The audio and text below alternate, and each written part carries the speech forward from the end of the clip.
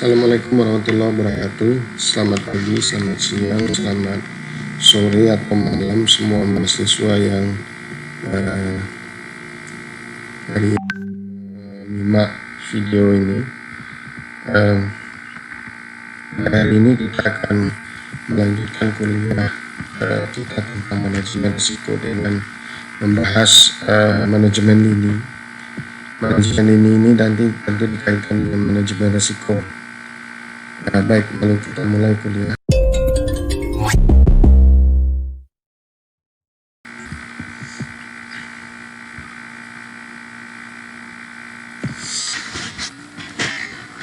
Baik, manajemen lini ini adalah apa yang disebut dengan manajemen lini adalah suatu kelompok manajemen yang berhubungan dengan aktivitas untuk menghasilkan pendapatan perusahaan. Nah, aktivitas pemulihan pendapatan ini tentu adalah aktivitas yang diorganisir sedemikian rupa agar bisa mencapai tujuan strategis perusahaan, atau bisa juga dalam konteks yang lebih kecil, tidak perusahaan secara khusus, tetapi adalah bisnis, unit-unit bisnis perusahaan. Dan manajemen lini ini bisa terbagi menurut geografi, bisa terbagi menurut kelompok pelanggan, bisa menurut produk, atau kombinasi dari semuanya. Menurut geografi, misalnya manajemen ini bisa dibagi, kalau menurut wilayah Indonesia misalnya Sumatera, Jawa, Kalimantan, Sulawesi, dan pulau-pulau timur Indonesia. Bisnisnya terbagi seperti itu. Berdasarkan kelompok pelanggan bisa berdasarkan kelompok usia, kelompok berdasarkan pendapatan, kelompok berdasarkan pekerjaan, kemudian berdasarkan produk juga bisa dibagi. Jadi manajemen ini bisa berdasarkan produk. Kalau kita lihat misalnya sepeda motor itu produknya sangat banyak, dan manajemen lininya itu bisa dibagi atas dasar produk-produk tersebut. Nah, kemudian bisa juga merupakan kombinasi atas semua pengelompokan yang ada di atas tadi. Nah, kenapa pembahasan manajemen lini ini penting? Ada beberapa hal yang perlu kita garis bawahi tentang manajemen lini tersebut. Pertama adalah mereka berhadapan dengan risiko karena operasi harian perusahaan itu terjadi pada manajemen lini. Nah, misalnya ketika perusahaan menghasilkan produk, maka perusahaan bisa dihadapkan pada risiko kerusakan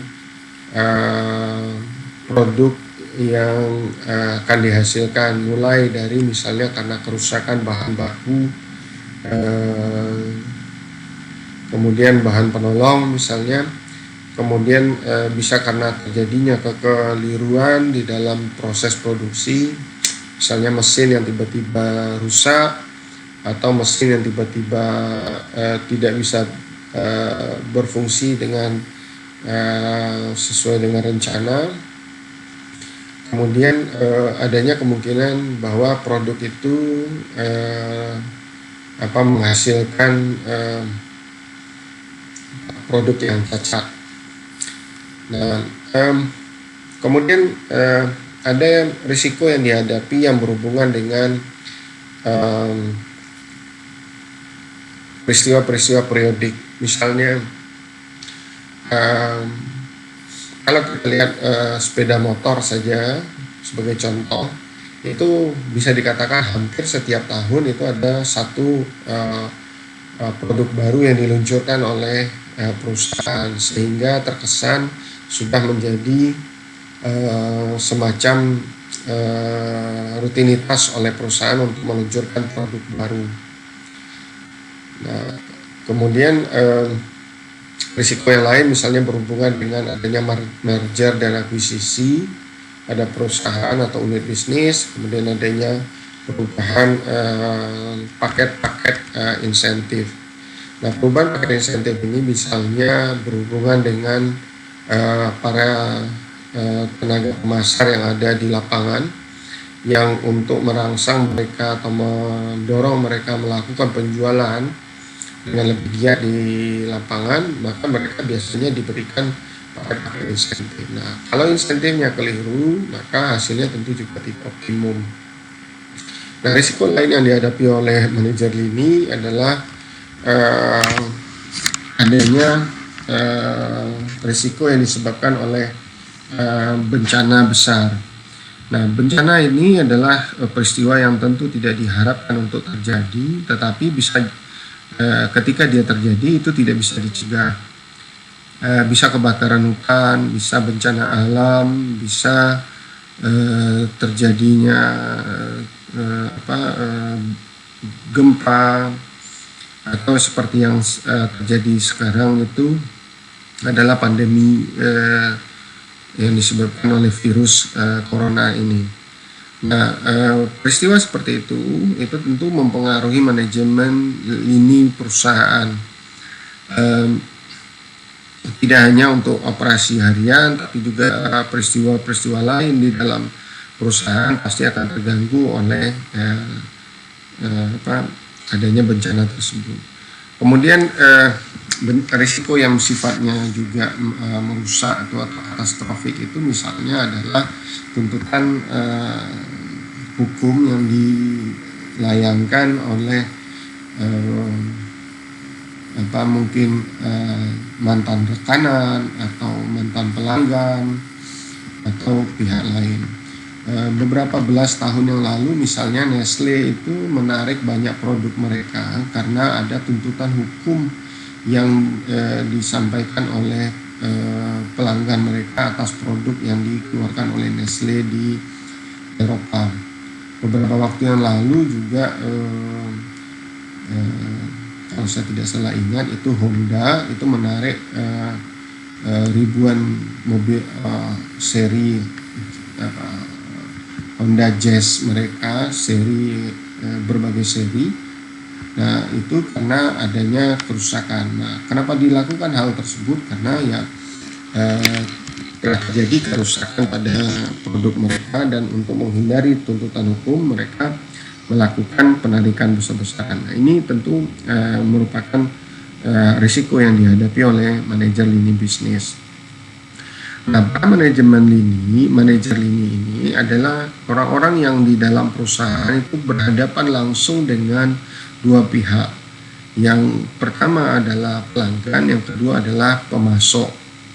Nah, ketika mereka berhadapan dengan pemasok, berarti mereka berhadapan dengan bahan baku, mereka berhadapan dengan energi, mereka berhadapan dengan sumber-sumber tenaga kerja misalnya, atau sumber-sumber teknologi.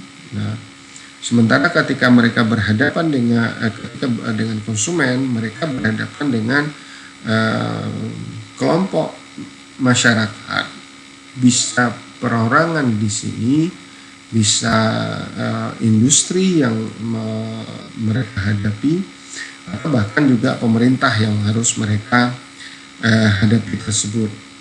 Nah, produk misalnya seperti gula itu adalah produk yang tidak hanya dikonsumsi oleh rumah tangga atau individual, tetapi juga dikonsumsi oleh industri untuk bahan baku pembuatan minuman, makanan, permen dan lain-lain, dan juga bisa berhadapan dengan konsumen berupa pemerintah untuk tujuan pemerintah itu sendiri. Nah, adalah penting bagi manajemen lini untuk mengendalikan risiko pada kedua sisi ini, karena ketika mereka tidak bisa mengendalikan risiko dari sisi pemasok, maka mereka akan mengalami kemungkinan kehilangan sumber daya atau sumber bahan baku, sumber bahan energi, sumber teknologi. Sementara kalau mereka tidak mengelola risiko di sisi pelanggan, maka mereka juga akan berhadapan dengan risiko yang juga tidak kecil, di mana pelanggan akan pergi. Nah, saya suka memberikan contoh ketika BlackBerry itu kehilangan pelanggan mereka pada tahun 2000, sekitar tahun 2010 sampai 2012, ketika mereka para pelanggan yang dulunya memakai produk mereka itu meninggalkan mereka dan berpindah kepada teknologi Android. Kenapa itu terjadi? Secara teknologi, dari sisi supplier mereka tidak ada masalah, mereka punya bahan baku, mereka punya energi terjamin, mereka punya teknologi yang terjamin. Hanya saja pelanggan telah memilih teknologi yang lain dibandingkan teknologi mereka. Mereka tidak merasa ada yang salah pada teknologi mereka, pada kemajuan teknologi mereka, tetapi masalahnya adalah pelanggan lebih suka dengan teknologi yang lain. Nah, ini yang harus dihadapi oleh manajemen atau manajer lini perusahaan setiap hari.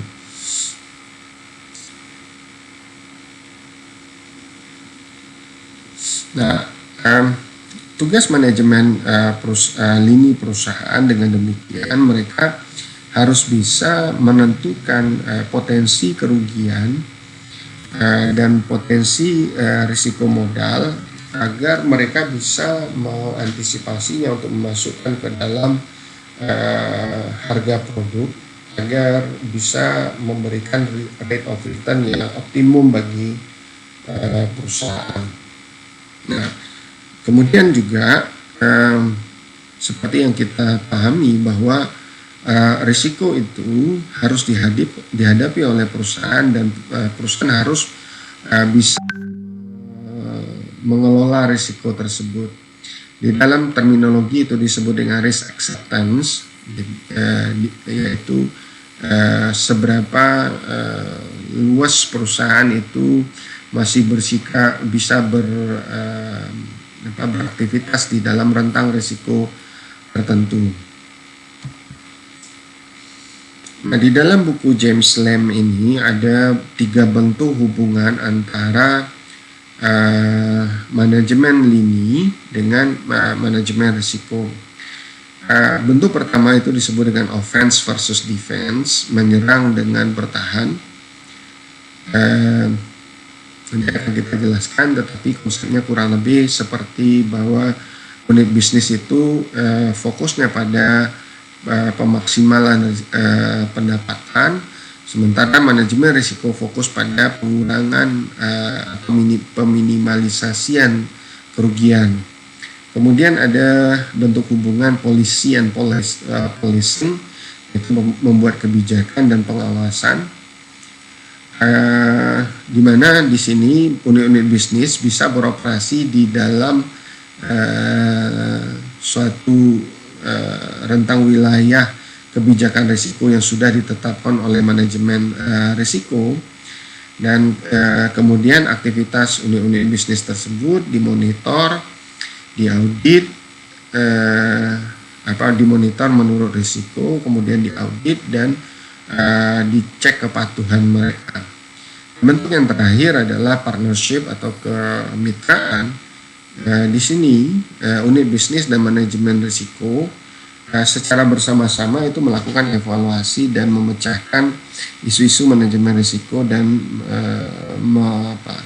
berbagi tujuan bersama dan sasaran bersama perusahaan. Nah, bentuk offense versus defense ini kurang unhealthy, itu kurang sehat, kurang mendorong perubahan, mendorong suatu iklim yang sehat di dalam perusahaan. Nah, di sini yang penting kalau kita misalnya dicontohkan di sini ada unit yang disebut dengan loan origination unit, yaitu unit yang tugasnya misalnya di perbankan ini tugasnya adalah mencari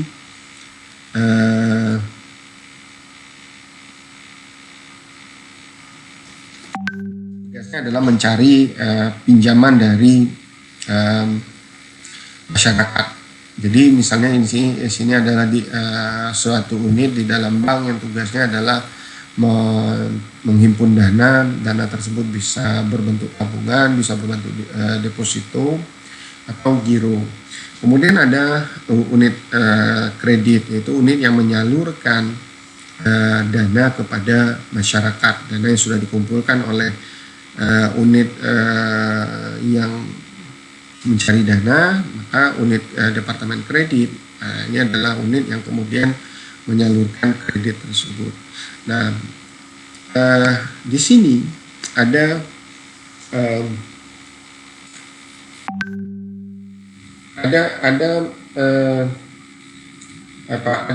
pertentangan bagi manajemen atau unit yang menghimpun dana. Tugas mereka, kinerja mereka diukur dari banyak dana yang dikumpulkan oleh unit tersebut. Sementara oleh unit kredit ini menyalurkan dana kepada masyarakat. Nah, ketika dana yang disalurkan itu semakin banyak dana yang disalurkan, maka unit kredit itu akan mendapatkan pinjaman, diukur kinerjanya lebih baik dibandingkan kalau mereka menyalurkan dana yang lebih sedikit. Nah, kalau terjadi persaingan di antara dua unit ini, ada unit yang memberikan kredit dengan berani, sementara ada unit lain yang mengumpulkan dana dengan hati-hati, tetapi kemudian dana tersebut tidak bisa diberikan imbalan kepada mereka karena dana ada di tangan debitur, maka ini akan merusak iklim risiko atau kelola risiko di dalam perusahaan. Dan bentuk yang kedua adalah pembuatan kebijakan dan pengawasan atas kebijakan tersebut, atau policy and policing.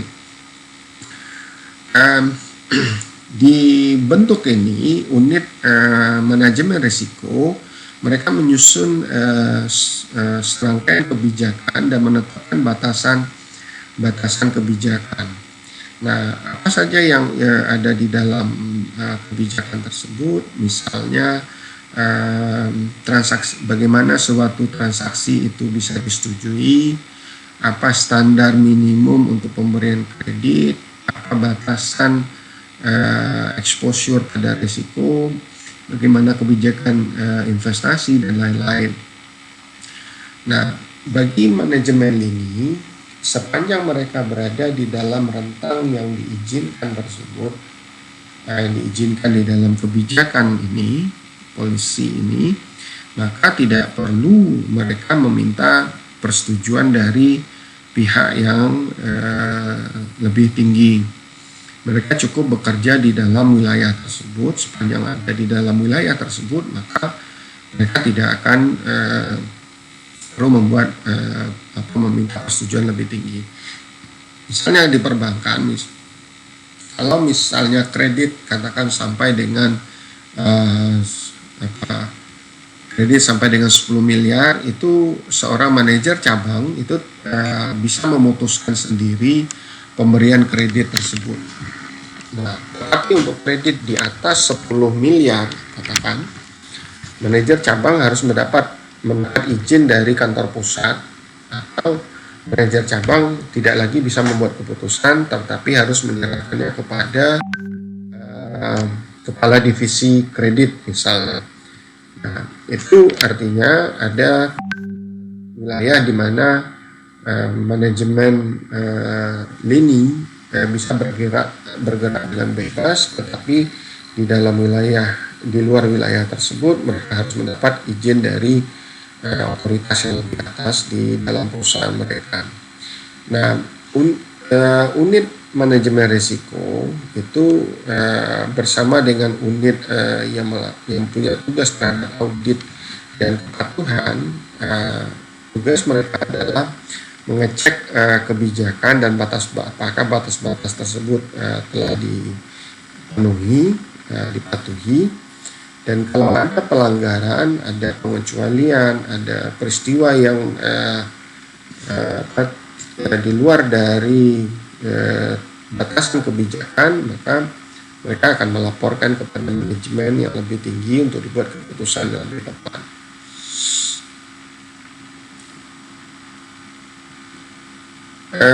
Ini seperti yang policy and policing ini seperti antara pemerintah dengan warga negaranya. Risk management unit di sini kita bisa samakan dengan DPR atau DPRD dan penegak hukum yang ada di dalam negara, sementara manajer lini ini beroperasi secara otonomi sepenuhnya. Nah, masalahnya adalah kalau kita menggunakan metode seperti ini, unit manajemen risiko tersebut mereka tidaklah sebuah unit yang sebenarnya terlibat di dalam operasi harian perusahaan. Nah, karena mereka tidak berurusan dengan misalnya pemberian kredit, maka tentu mereka bisa jadi tidak memahami perubahan lingkungan bisnis sehubungan dengan debitur yang mengajukan kredit tersebut misalnya, sehingga bisa jadi debitur tersebut pantas untuk mendapat pinjaman, hanya saja di mata manajemen atau unit manajemen risiko hal tersebut tidak layak untuk diberikan. Itu lebih disebabkan bukan karena adanya aturan yang terlanggar, tapi karena kekurangan pemahaman mereka terhadap manajemen risiko. Kemudian di sini ada masalah lain, misalnya proses audit dan compliance itu, pengecekan kepatuhan itu bisa jadi hanya dilakukan pada waktu-waktu tertentu dan tidak mampu untuk melihat hal-hal kritis yang muncul di bawah permukaan perusahaan. Nah, karena hanya pada titik-titik waktu tertentu, peristiwa-peristiwa lain yang mungkin signifikan yang terjadi di antara periode-periode pengujian itu mungkin saja tidak tercover oleh audit.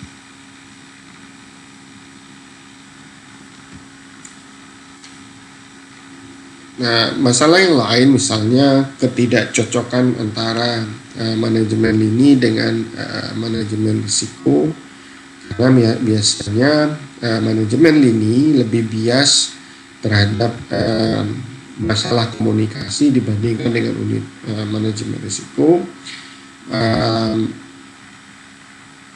Kemudian manajemen lini bisa jadi tidak punya insentif sekuat unit manajemen risiko untuk melaporkan adanya pelanggaran kebijakan, baik yang disengaja maupun yang tidak disengaja.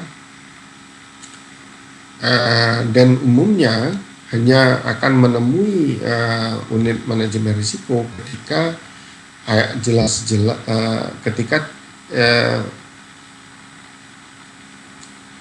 ketika mereka ragu apakah telah terjadi pelanggaran etika. Kemudian yang terakhir, yang ketiga adalah model hubungannya adalah kemitraan. Di dalam model ini manajemen risiko itu diintegrasikan ke dalam unit bisnis. Fungsinya seperti klien dengan konsultan. Kalau di perbankan itu seperti sebuah komite yang disebut dengan ALCO, Asset Liability Committee. Ini terdiri dari pembuat keputusan di dalam bank yang keputusan mereka berhubungan dengan aset dan kewajiban. Nah, apa yang diperlukan untuk tipe hubungan seperti ini? Pertama adalah manajemen ini mengakui peran manajemen risiko dalam mendukung kinerja perusahaan dalam jangka panjang, dan dilarang ya, atau jangan pernah memandang bahwa unit manajemen risiko tersebut akan menghalangi pencapaian laba dalam jangka pendek. Nah, di sini juga dibutuhkan pengertian dari unit manajemen risiko untuk bisa memahami dan merespon kebutuhan bisnis dari unit-unit lini. Kemudian jangan terlalu membuat saran atau pendapat yang tidak praktis. Nah, tetapi masalahnya kemudian kalau mereka dalam bentuk partnership begini adalah independensi dari risk management unit ini sendiri, karena mereka connect dengan atau terintegrasi dengan bisnis perusahaan. Tantangan yang dihadapi perusahaan sehubungan dengan kemungkinan konflik antara unit bisnis atau manajer lini dengan manajer pengelola risiko adalah tantangan yang mereka hadapi adalah bagaimana konflik tersebut bisa dipecahkan, kemudian apa sebenarnya peran dari manajemen risiko lini, kemudian bagaimana insentif harus disusun agar manajemen lini tidak mendahulukan kepentingannya pribadi dibandingkan dengan kepentingan perusahaan secara keseluruhan. Dan kemudian terakhir tantangannya adalah bagaimana pengukuran risiko yang sifatnya non finansial.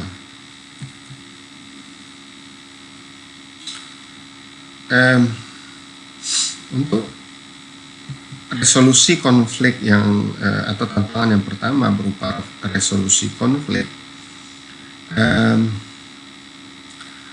antara manajemen lini dengan manajemen risiko itu bisa punya pandangan yang berbeda terhadap apa yang terjadi atau yang concern terhadap sebuah risiko. Manajemen lini bisa berpikir bahwa risiko itu adalah merupakan peluang untuk menciptakan atau mendapatkan laba bagi perusahaan. Sementara bagi unit manajemen risiko bisa dipandang sebagai peluang terjadinya kerugian di dalam perusahaan. Misalnya seperti ini, manajemen kredit di dalam perusahaan bisa berpikir bahwa kalau ada sebuah perusahaan yang cukup bonafit ingin meminjam uang ke bank tersebut, maka manajer kredit bisa berpandangan bahwa hal tersebut penting, terutama karena pinjamannya misalnya jumlahnya besar, perusahaan yang meminjam juga perusahaan yang terlihat bonafit misalnya, sehingga ini akan membawa keuntungan kepada perusahaan di masa depan dari pendapatan pendapatan dari bunga pinjaman misalnya. Nah, tetapi bagi manajemen risiko dia bisa saja melihat sisi yang lain yang menurut mereka tidak dipertimbangkan dengan matang oleh manajemen lini atau manajemen kredit tadi. Misalnya potensi bahwa akan terjadi penurunan pendapatan di masa depan karena munculnya pesaing atau karena tidak kompetitifnya si debitur bank tersebut. Nah, dua hal yang sama itu bisa dilihat secara berbeda oleh kedua manajemen.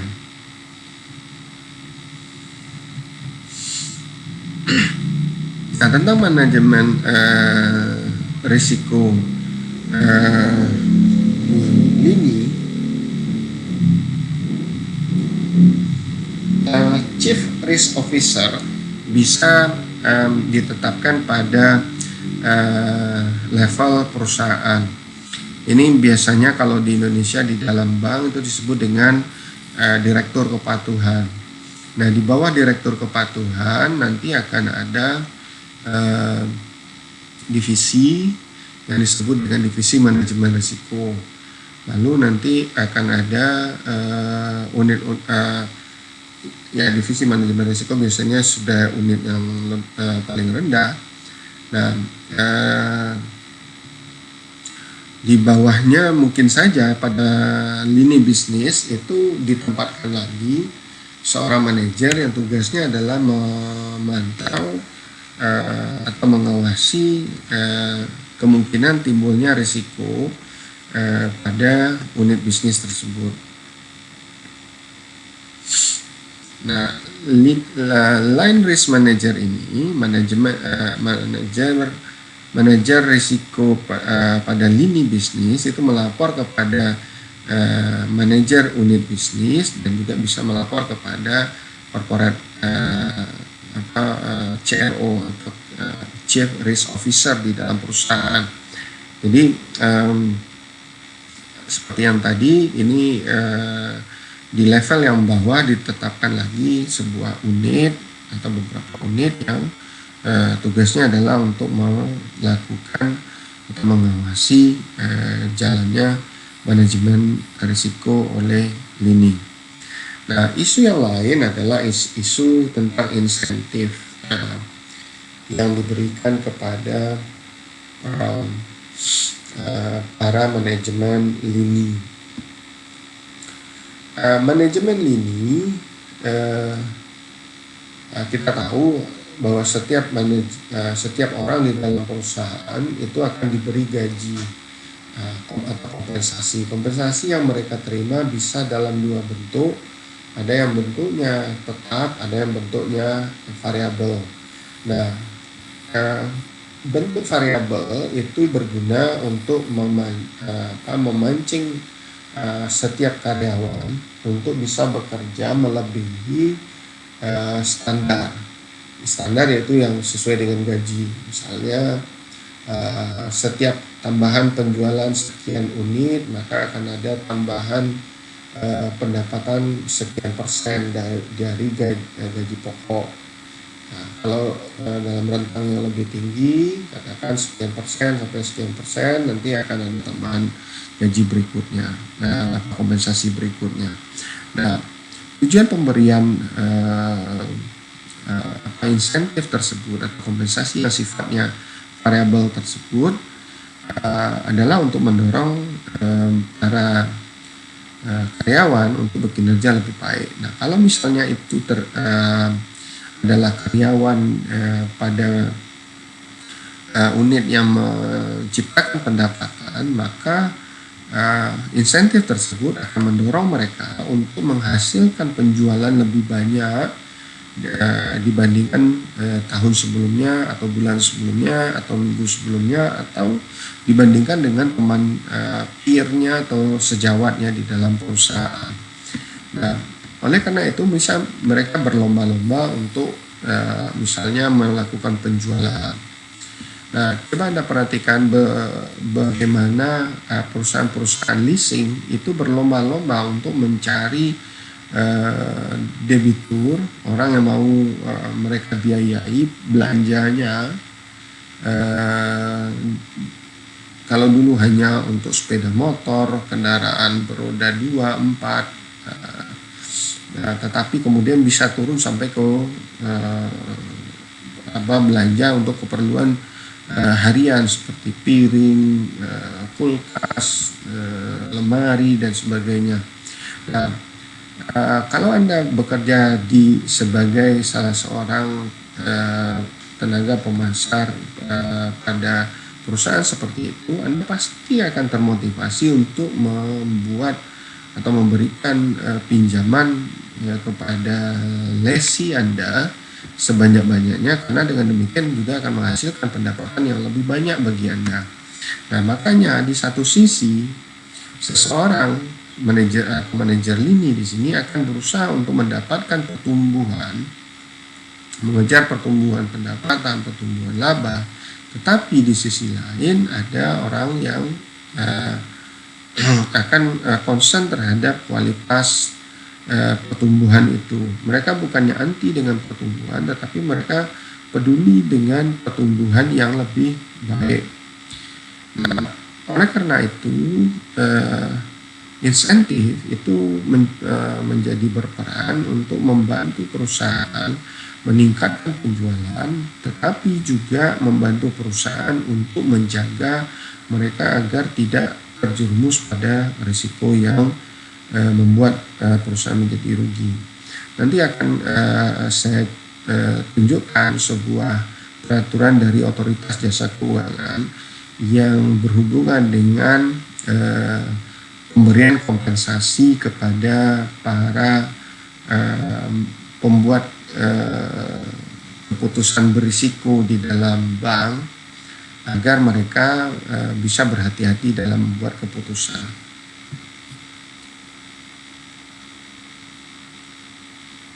Nah, ada beberapa poin di sini yang bisa Anda perhatikan, hubungan antara strategi dan perencanaan di unit bisnis.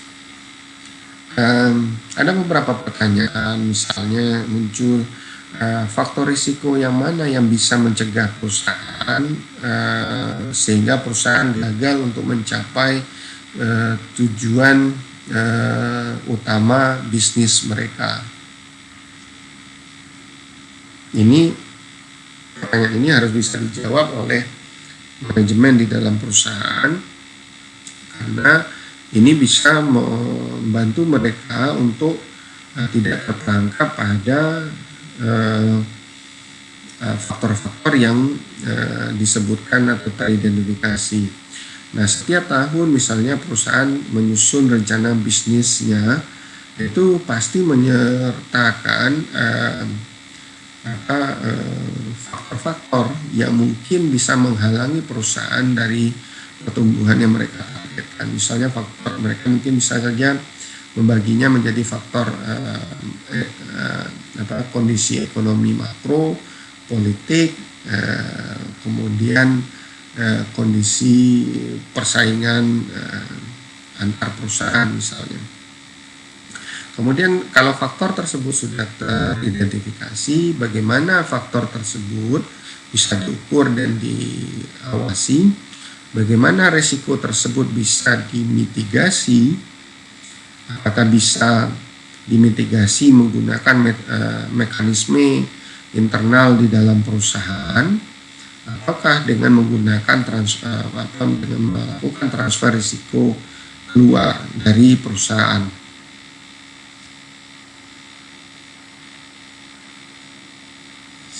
Kemudian pertanyaan yang selanjutnya yang keempat, pada level mana atau pada rentang seperti apa kinerja dan risiko dan return atas kinerja harus atau bisa diekspektasi oleh manajemen perusahaan. Kemudian level batasan risiko dan level toleransi atas risiko yang harus yang bisa direkomendasikan dan dijaga oleh perusahaan atau oleh direksi perusahaan. Misalnya dalam kondisi pandemi ini itu ada sekelompok konsultan yang atau peneliti yang pernah mencoba membuat model seberapa lama sebuah perusahaan akan bisa bertahan sejak pertama kali mereka terdampak oleh pandemi COVID ini. Nah, sejak merebak di Indonesia pada bulan Maret atau April hingga hari ini, itu berarti sudah ada 6 bulan COVID ini berada di Indonesia dan mempengaruhi bisnis di Indonesia. Nah, manajemen perusahaan terutama yang mengelola risiko itu pasti sudah melakukan perhitungan-perhitungan untuk menentukan pada rentang mana penurunan aktivitas di dalam perusahaan itu masih bisa ditoleransi dan pada titik mana sudah tidak bisa lagi ditoleransi, sehingga mungkin harus menyebabkan terjadinya penurunan operasi, mulai misalnya dari menjual aset atau kemudian mengurangi produksi atau juga malah merumahkan karyawan. Nah, pertanyaan terakhir adalah siapa yang bertanggung jawab untuk mengukur risiko dan mengelola risiko-risiko yang ada tersebut.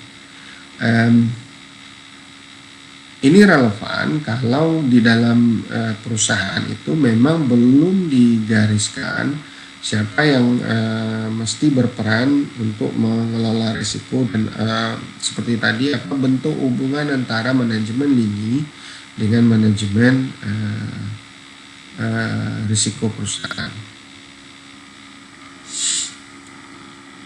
Nah, kita sebenarnya diajak untuk memiliki pandangan bahwa manajemen risiko itu harus menjadi bagian yang integral dengan perusahaan, sehingga ketika perusahaan hendak mengembangkan bisnis atau hendak mengembangkan produk, maka manajemen risiko atau manajer risiko itu harus diajak untuk kalau terjadi pengembangan unit bisnis atau terjadi pengembangan produk baru. Nah, saya tidak tahu bagaimana mungkin dinamikanya yang saat ini terjadi di berbagai perusahaan di seluruh dunia ketika mereka semua itu tiba-tiba tanpa bisa dicegah sejak bulan Desember hingga hari ini itu berada di dalam suatu kondisi yang mereka mungkin tidak pernah prediksi akan separah ini. Nah, misalnya industri penerbangan di Indonesia, mereka sudah melakukan pemesanan untuk pengadaan armada pesawat dalam jumlah ratusan unit, dan jumlah tersebut tidak main-main karena merupakan penjualan yang luar biasa bagi dua produsen pesawat terbesar di dunia, itu Boeing dan Airbus. Nah, Boeing dan Airbus sendiri itu tentu tidak pula main-main di dalam memasarkan produknya, dan ketika ada yang memesan, mereka pasti juga berpikir bahwa perusahaan-perusahaan yang memesan itu yang berada di Asia atau terutama di Indonesia itu pasti bertumbuh. Angkasa Pura membangun bandara-bandara besar. Nah, tiba-tiba risiko terjadi, risiko katastrofik sifatnya, risiko yang disebabkan oleh bencana karena terjadinya virus yang menyebar dengan cepat dan mematikan ini, sehingga banyak negara, banyak industri yang kemudian terpengaruh, banyak negara yang terpengaruh. Yang jelas hari ini orang membatasi perjalanan mereka jauh dari kota mereka, sehingga industri penerbangan menjadi industri yang salah satu yang sangat terpukul. Nah, apa yang menarik adalah apa yang saat ini dibahas oleh para manajer pengelola risiko. Jika mereka melihat lagi atau melihat lagi ke belakang, bagaimana dulu mereka membuat rekomendasi untuk pengembangan produk pesawat mereka, pengembangan unit bisnis untuk memenuhi pasar yang ada. Nah, jika itu memungkinkan, menarik bagi kita semua untuk mengetahuinya. Ini kurang lebih berupa distribusi outcomes. Expected outcome itu adalah yang ada di bagian tengah sini. Ini kinerja yang sangat buruk dan ini kinerja yang sangat baik yang mungkin tidak terlalu diekspektasi akan terjadi.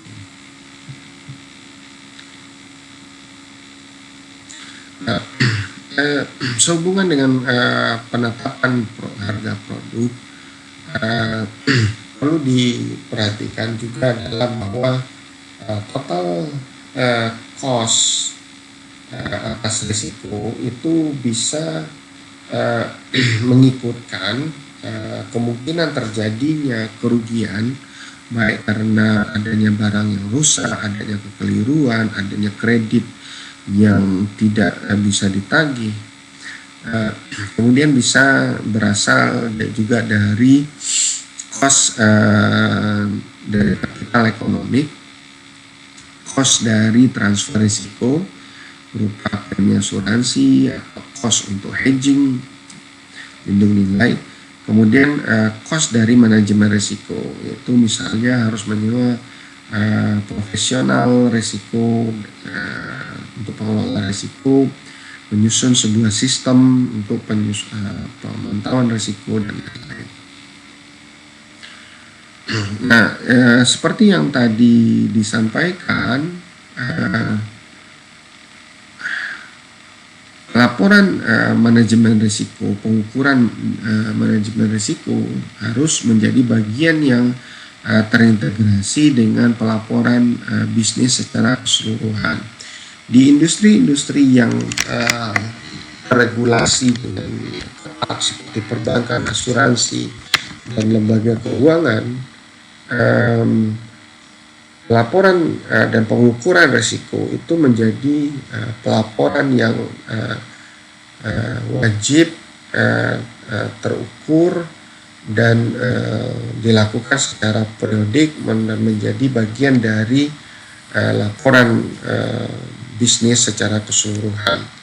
Nah, di dalam perusahaan-perusahaan lain mungkin tidak diminta oleh otoritas, mungkin otoritas bursa katakan seperti itu, namun bisa jadi sudah merupakan juga bagian dari pelaporan bisnis mereka secara umum.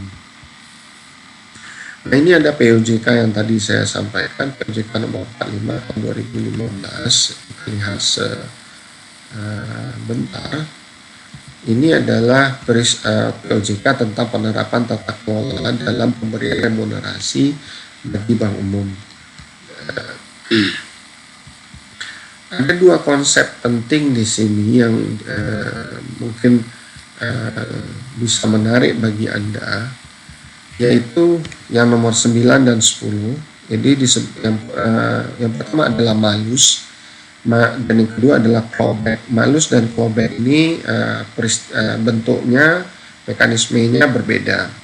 Nah, kalau yang malus ini berupa kebijakan yang mengizinkan bank untuk menunda pembayaran sebagian atau seluruh dari remunerasi yang sifatnya variabel yang ditangguhkan. Sementara kalau clawback adalah suatu perjanjian antara bank dan anggota direksi, anggota dewan komisaris atau pegawai, yang mana mereka semua setuju untuk mengembalikan remunerasi yang sifatnya variabel yang diterima sepanjang memenuhi kriteria tertentu yang ditetapkan oleh bank. Nah, ini malus dan clawback ini tujuannya adalah untuk mencegah agar manajemen bank atau pihak pembuat keputusan-keputusan berisiko di bank, terutama yang sehubungan dengan kredit, untuk tidak membuat keputusan yang yang tergesa-gesa atau yang tidak memiliki sense pada risiko. Nah, dengan menggunakan perjanjian malus misalnya, bank bisa saja menunda pembayaran kompensasi kepada sekelompok orang, sekelompok manajer di bank sampai waktu tertentu hingga risiko dari kebijakan yang mereka ambil itu menjadi tidak lagi signifikan. Misalnya seperti ini, ada seorang manajer bank di sebuah cabang memberikan kredit yang jumlahnya cukup signifikan atau material kepada sebuah debitur. Nah, untuk itu misalnya katakan dia mendapat kompensasi sejumlah uang. Nah, uang yang dia terima tersebut kalau menggunakan konsep malus maka tidak akan langsung diterima pada tahun tersebut. Misalnya